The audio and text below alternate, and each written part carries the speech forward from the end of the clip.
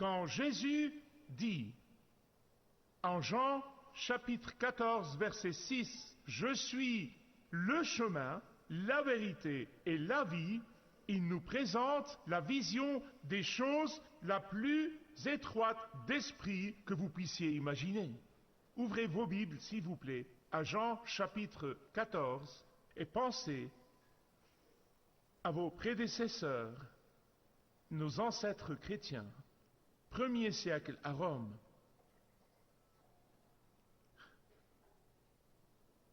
Ils étaient plongés dans l'huile bouillante. Ils étaient jetés au lion affamé. Ils étaient enduits de goudron et enflammés pour éclairer le jardin de Néron pour ses fêtes de nuit. Pourquoi? Quel était leur péché? Pourquoi Rome détestait des gens si aimants et attentifs? Pourquoi détestait-il et persécutait-il les chrétiens dont les gouvernements disent qu'ils sont les personnes les plus loyales? Pourquoi les haïssait-il tant? C'est la même chose qui nous arrive aujourd'hui. Leur intolérance. Leur intolérance. Vous voyez, ces païens polythéistes, ils adorent une liste de dieux et ils n'auraient vraiment aucun problème à ajouter Jésus à cette liste. En fait, ils auraient adoré le faire. Ils le voulaient. Ils étaient tout le temps en train de chercher de nouveaux dieux, et c'est un Dieu intéressant qui ressuscite les morts et dont les gens disent de bonnes choses. Ils auraient aimé l'ajouter à leur liste. Vous le voyez quand Paul arrive à Éphèse ou d'autres villes, dès qu'il commence à prêcher, « Oh, nous voulons l'entendre, nous voulons entendre ce qu'il a à dire », jusqu'à ce qu'il découvre qu'il était intolérant à tous les autres dieux. Vous voyez, ils sont toujours en train de chercher d'autres dieux, mais ils ne veulent pas voir des chrétiens vifs leur dire « Vous ne comprenez pas, vous ne pouvez pas faire ça, vous ne pouvez pas juste ajouter Jésus à la liste de vos dieux, vous ne comprenez pas, notre Dieu est le Dieu qui a fait le ciel et la terre, notre Dieu est le Dieu qui a créé toutes les galaxies, notre Dieu est celui par qui le soleil et la lune que vous adorez ont été faits, notre Dieu est le créateur de toutes choses. Vous ne pouvez pas l'avoir juste comme un autre Dieu au milieu de tous les autres dieux. Il est le Dieu unique, il est le seul Dieu, il est le seul vrai Dieu. Et les Romains disaient, oh oh, vous êtes intolérants, et nous ne pouvons tolérer cette intolérance. C'est presque comme s'il n'y a rien de neuf sous le soleil, vrai? Je veux dire qu'ici, nous sommes 2000 ans plus tard, après que l'Occident a été illuminé par l'évangile de Jésus-Christ, et nous revenons au jour de Rome.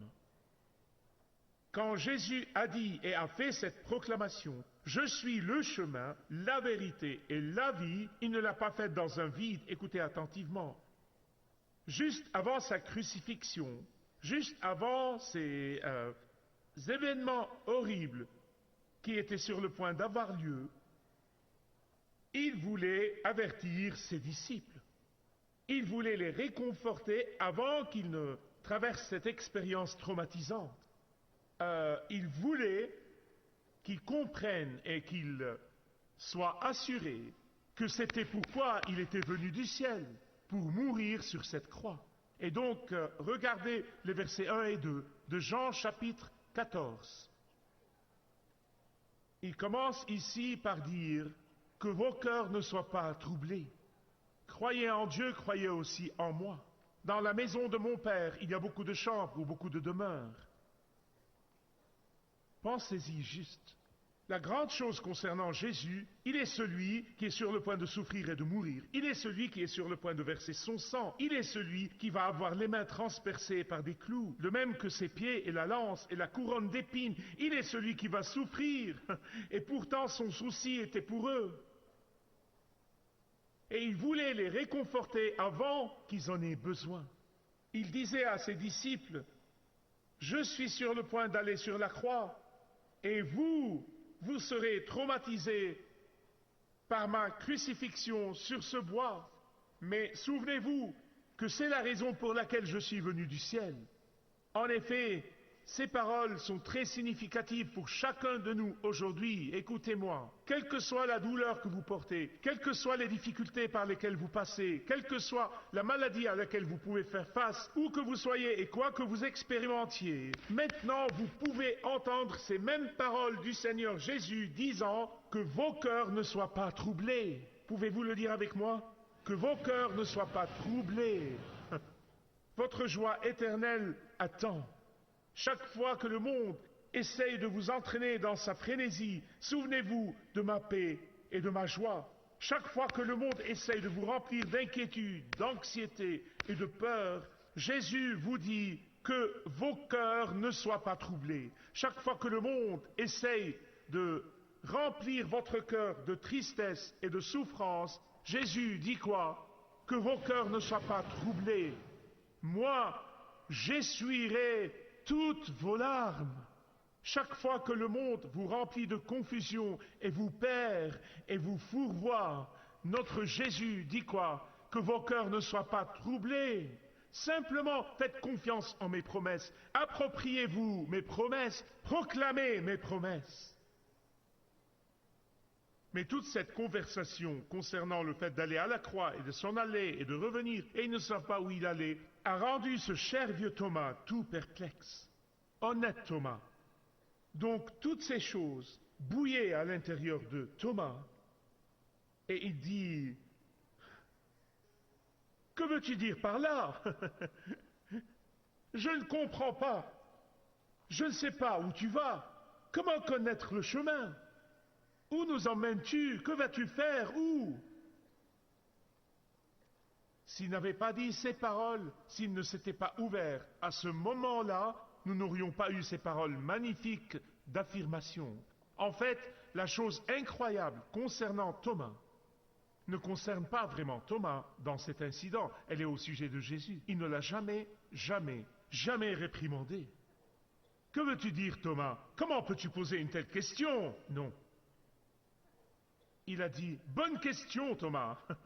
Et Jésus saisit cette question comme opportunité pour développer la révélation le concernant. En fait, ici, Jésus fait une des déclarations les plus profondes qui est devenue la pierre d'angle de la foi chrétienne, et elle devient de plus en plus une ligne de séparation entre ceux qui confessent croire et ceux qui croient vraiment. Je suis le chemin, Thomas. Je suis la vérité, Thomas. Je suis celui qui donne la vie éternelle, Thomas. En fait, la construction de la phrase peut se comprendre ainsi. Parce que je suis le chemin, c'est donc en moi seul que vous pouvez trouver la vérité et la vie éternelle. Ou bien, je suis le chemin qui guide vers la vérité et la vie éternelle. Ou bien, je suis le seul par qui vous pouvez avoir la vérité et la vie éternelle. Ou bien, mon chemin est le seul qui mène à la vérité et à la vie éternelle. C'est trop pour ceux qui sont étroits d'esprit et trop pour ceux qui sont intolérants. Chacun de ces prédicateurs tolérants qui sont intolérants envers les chrétiens essayent de composer un numéro sur le téléphone, mais parce qu'un chiffre est faux, ils ont un mauvais numéro. Je me demande s'ils disent « Je suis furieux contre la compagnie de téléphone. Comment osent-ils, alors que je fais juste une simple erreur, me donner le mauvais numéro ?»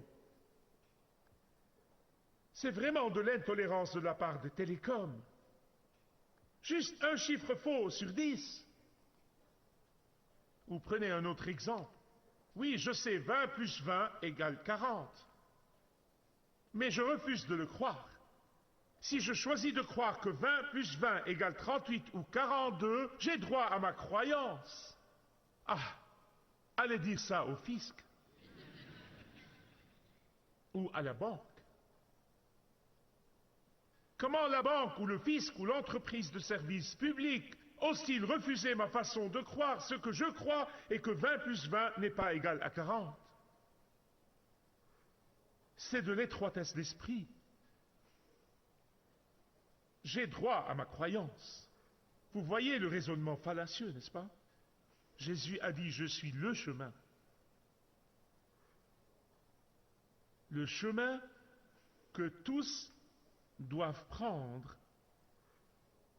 pour trouver la vie éternelle dans le ciel et être sauvés éternellement. La Bible nous dit que chacun de nous est né pécheur. Même 700 ans avant que Jésus vienne du ciel, le prophète Ésaïe, en 53:6 du livre d'Ésaïe, dit « Nous errions tous ça et là comme un troupeau éparpillé. C'était chacun pour soi. »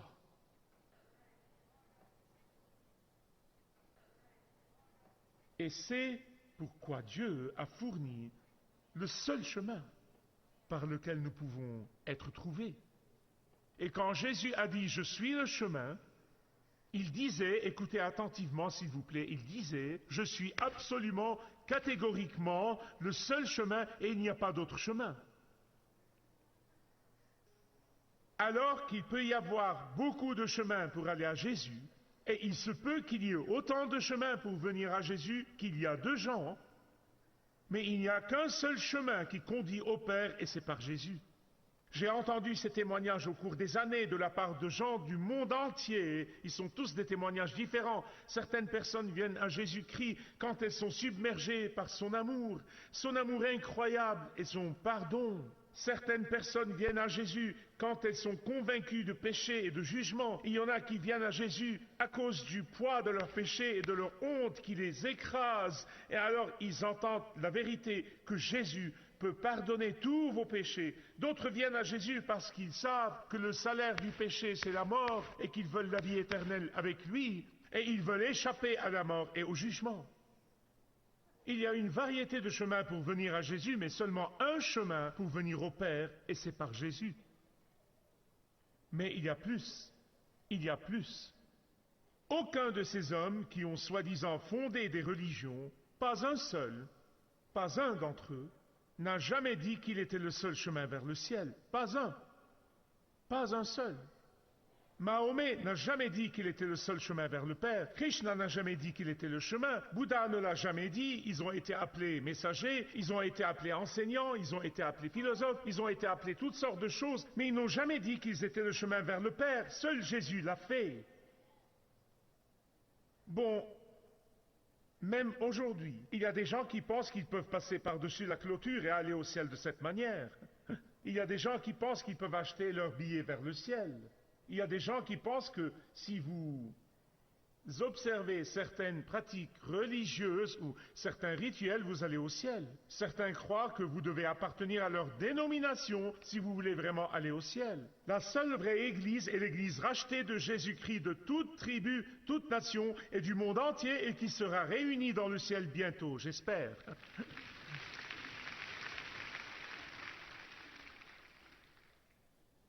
Mais quand Jésus a déclaré « Je suis le chemin », il déclarait qu'il y a une seule direction, il y a une route spécifique, il n'y a pas de raccourci, il n'y a pas de route secondaire, il n'y a pas de porte d'évacuation. Il est le seul chemin par lequel nous pouvons aller au Père pour la vie éternelle et pour la vérité. Deuxièmement, il est la seule vérité. Pourquoi a-t-il dit cela? Pourquoi ne s'est-il pas arrêté à chemin? Le chemin va vous amener là.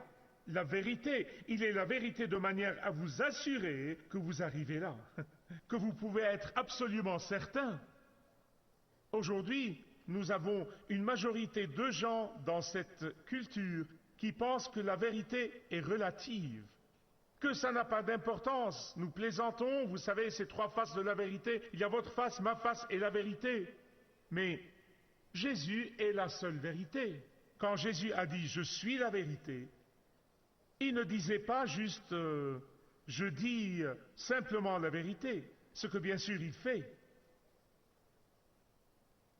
Il ne disait pas simplement « Je connais la vérité », ce qu'il fait. Mais il disait « Moi, j'incarne la vérité ». La vérité n'existe pas en dehors de moi. Il se peut qu'il y ait quelques miettes de vérité dans le livre des Mormons, il se peut qu'il y ait quelques miettes de vérité dans l'humanisme, mais la pleine vérité ne se trouve qu'en Jésus. Christ est la vérité parce qu'il est Dieu se révélant lui-même. Dans les années 80, j'ai eu le privilège de travailler avec l'homme le plus brillant que j'ai rencontré. Il avait écrit plusieurs livres qui attaquaient les chrétiens. Et un jour, il s'est dit, j'ai attaqué les chrétiens toute ma vie, je n'ai jamais lu leurs livres. Donc, il prit la Bible et s'enferma chez lui pendant 2 semaines pour la lire entièrement. Et au moment où il finissait, il était sur ses genoux donnant sa vie à Jésus-Christ.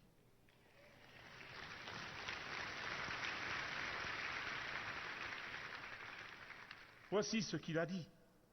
Il a dit, dans mon ancienne religion, la vérité était comme un carton avec une ampoule derrière. Ce carton avait de petits trous d'épingles. Quand vous regardiez le mur opposé où se reflétait la lumière qui venait de l'ampoule placée derrière, vous voyez quelques petits points. Mais quand je suis venu à Jésus-Christ, je suis passé de l'autre côté du carton et j'ai vu l'ampoule en entier. C'est ce qu'était la vérité pour moi, avant que je ne passe derrière et que je vois l'ampoule et que je réalise que Jésus est la seule vérité. C'est triste que notre société aujourd'hui, après avoir fait l'expérience de la lumière du Christ dans la civilisation occidentale, tourne le dos à l'ampoule et regarde au point lumineux. Vous voyez, et c'est pourquoi aujourd'hui on ne peut trouver la vérité dans les gouvernements. Vous ne pouvez la trouver chez les politiciens. Vous ne pouvez la trouver dans les médias. Vous ne pouvez avoir la vérité sortir d'Hollywood. Pourquoi? Nous tournons le dos à l'ampoule et nous regardons au point. Je suis le chemin, afin que vous puissiez être sauvés seulement par lui. Je suis la vérité, afin que vous ayez l'assurance de votre salut. Troisièmement, je suis la vie, afin que nous puissions vivre pour toujours avec Jésus. Jésus a dit, je suis venu pour que vous ayez la vie et que vous l'ayez en abondance. Je suis venu afin que vous ayez la vie avec un grand V. C'est la vraie vie qui vaut la peine d'être vécue. Nous vivons tous nos vies défensivement. Vous dites, Michael, que veux-tu dire par vivre la vie défensivement? Nous avons des instincts de survie. Nous voulons vivre nos vies au maximum, n'est-ce pas? Nous voulons profiter jusqu'au bout de chaque chose que nous obtenons de la vie. Tout ce qui entrave une vie vécue dans la plénitude nous cause de l'inconfort. Quoi que ce soit, n'importe quelle limitation, tout ce qui restreint la vie comme elle devrait être vécue, nous le détestons et nous le détestons passionnément. Puis-je avoir une confirmation? C'est ainsi que Dieu nous a fait. Pourquoi? Dieu nous a créés avec un zeste de vie. Mais quand le péché est entré dans l'humanité, il a fait des dégâts irréparables. Le péché est venu avec les malédictions et les maladies et la mort. Le péché l'a édicté. Peu importe combien de temps nous vivons, nous mourrons tous. Donc, nous vivons nos vies maintenant, soit en étant effrayés par la mort, soit en pensant que cette ombre ne nous atteindra jamais. Woody Allen a dit, je n'ai pas peur de la mort, je veux juste ne pas être là quand elle viendra. J'ai comme une intuition qu'il a peur de la mort. Mais quand Jésus a dit, je suis la vie, il le disait à tous ceux qui viendraient au Père par lui, que vous n'avez pas ni à craindre la mort, et vous n'avez pas non plus à nier son existence. La Bible dit, même la jeunesse se fatigue et se lasse, et le jeune homme trébuche et tombe. Mais ceux qui espèrent dans le Seigneur renouvelleront leur force, ils courront et ne se lasseront pas, ils marcheront et ne tomberont pas. Quand vous venez à Jésus, vous découvrez la pleine vérité et la vie éternelle aussi.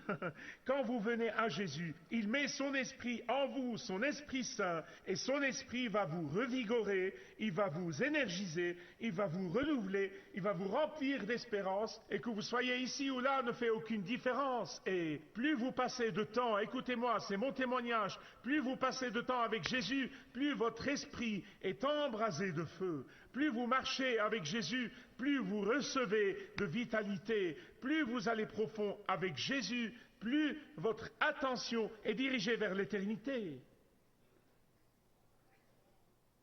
Et vous voulez prendre avec vous le plus de gens que vous pouvez.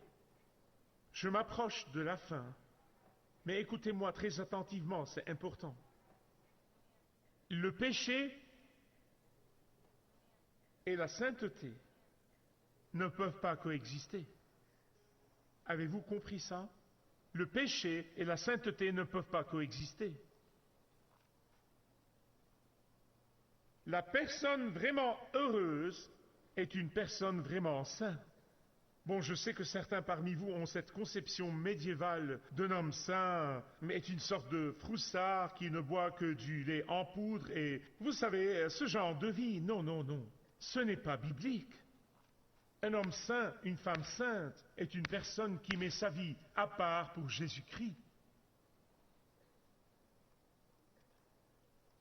Quelqu'un a dit,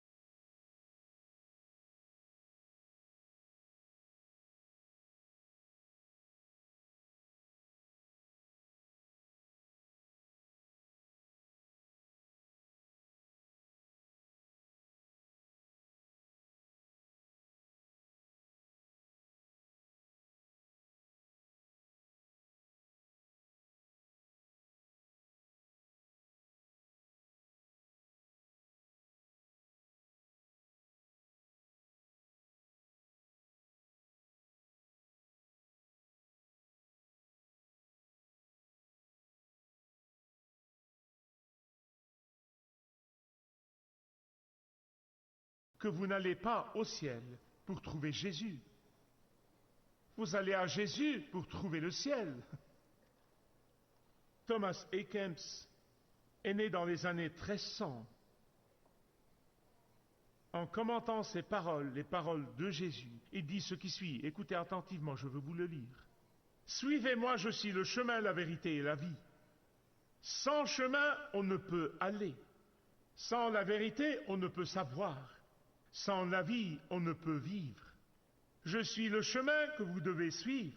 Je suis la vérité que vous devez croire. Je suis la vie que vous devez espérer. Je suis le chemin inviolable. Je suis la vérité infaillible. Je suis la vie sans fin. Je suis le chemin qui va tout droit.